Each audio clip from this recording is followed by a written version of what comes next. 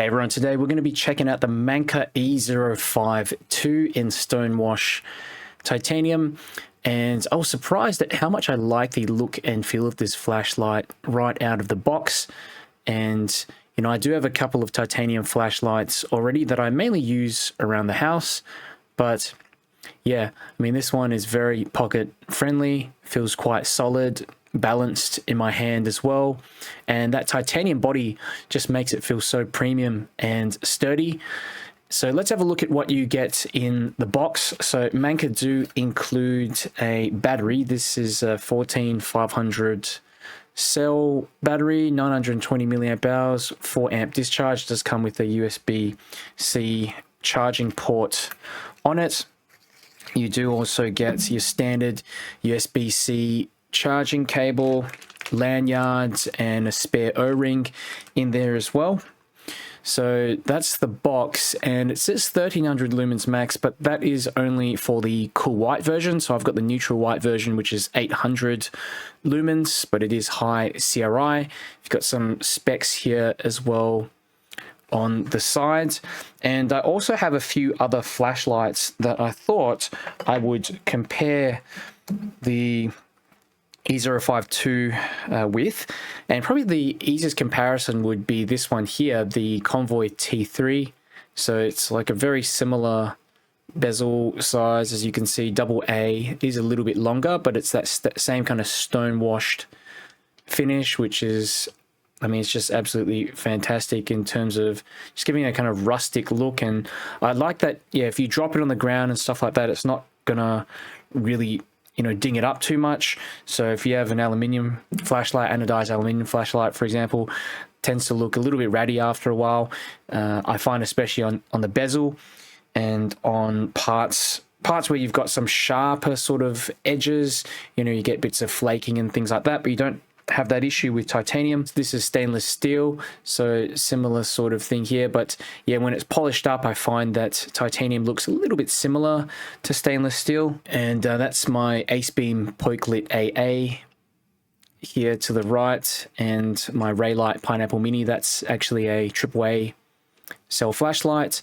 So all pretty similar in size, just that the bezel is a little bit wider on the Manka. So here's a little close-up of the E052, and the build quality machining is something that really stands out. So I really love this titanium body, that stonewash finish as well.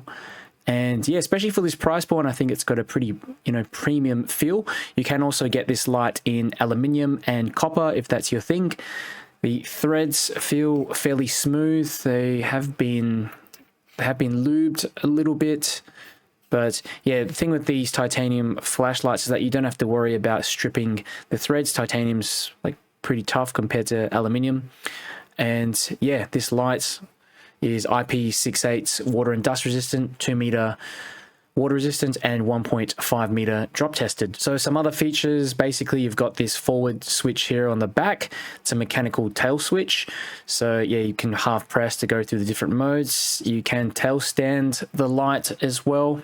And do like how there's a little slot here that you can include a tritium vial or some type of glow ring, not glow ring, like a glow tube in there. You've got a nice deep carry clip here, which is made of 304 stainless steel, and it's got a decent amount of tension on it. I know some people don't like that, but yeah, personally, I'd rather it stay in my pocket than have one of those real slinky, soft type of steels.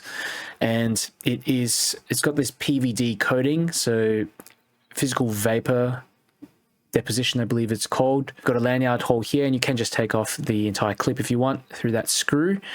So yeah, looking down the head of the flashlights, you can see you've got, you know, orange peel reflector, the LED in there, and the version I have is a 4000K emitter, so it's an Nichia 519A, 95 CRI.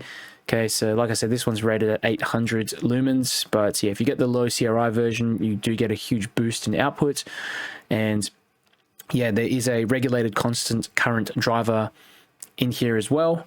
You've got double-sided AR coated glass on the front, and this slightly crenulated bezel. It's probably not going to cause you any issues on planes, security points, or anything like that. It's just more of a cosmetic thing. And also when you have the light on, you can see the, well, it's a bit more obvious here on this map, but you usually can see the light kind of come through those little grooves. Okay, so a little run through of the UI. So basically you've got this forward clicky switch. So if you half press, you can go through the different modes. So low, medium, and high. Low, medium, high. But if you do it too quick, you get that strobe mode. So if you double press real quick, yeah, strobe. Otherwise, yeah, it just cycles through these modes. Now, if you want to lock in, just full press like that. You can also just click on, click off, and there's a memory mode in there as long as you just leave it off for about 1 to 2 seconds. But if you click fast enough like that, you can cycle through the 3 modes. And that's it. Okay, so I ran a couple of ceiling bounce tests with the Manka E052 in titanium, and you can see on the high mode here, you get just over a minute of runtime on that high mode before the light steps down, just before the 2-minute mark. And you can see the light is on about 30% output. This is a second ceiling bounce test on the medium mode, and I didn't see any reduction in output. These are some tests that I ran with my Opal Lightmaster Pro, and you can see here with the included 14500 cell battery on high managed to reach 127 meters of range, and on medium 67. So this is pretty decent for even medium range use. So some considerations if you're thinking about getting the Manka E052. So this light tends to run a little bit hot on medium to high, especially if you use it for long periods. So yeah, it's common with these 14500 cell flashlights, and even more common with titanium flashlights. That's one of the trade-offs. You know, you do get that extra toughness, but it's not as good of a heat dissipator as say aluminium or copper. So yeah, I'd suggest getting those versions if you are troubled by the heat. The second consideration is that the mode spacing is a little bit wide. So, you know, they've got those 3 modes in here, but you know, between this low mode and the medium mode, there's just a really big jump. So I think maybe a 50 to 100 lumen mode would have been great to add in there. The third consideration is the clip. So it is pretty rigid. Some people won't like that, and it's also single-sided, so you're not going to be able to clip it onto your hat and use it as a hat light.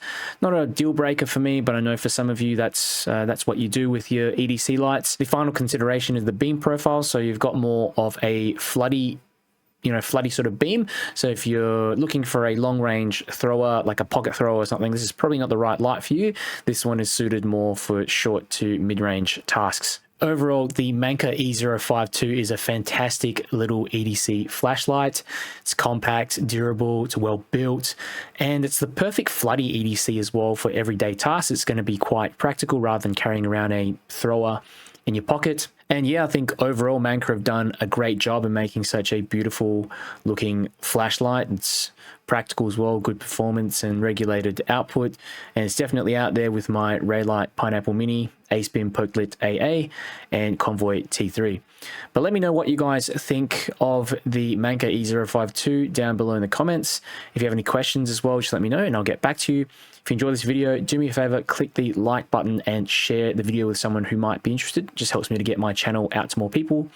And if you want to see more flashlight reviews and keep up to date with the latest flashlight news, make sure you subscribe. Manka E052. So I'll just cycle through the different modes. So low, medium, high. If I do it too quickly, it ends up going into strobe. So low, medium, which is pretty good for general walking light. Even the, yeah, I wouldn't say the low mode's good for a walking light because it's not bright enough. But that's your high mode, 800 lumens or 1300 lumens on the low CRI version. You can't quite see to the end of that path, but gets you most of the way to the water tank. I'll go for a little walk.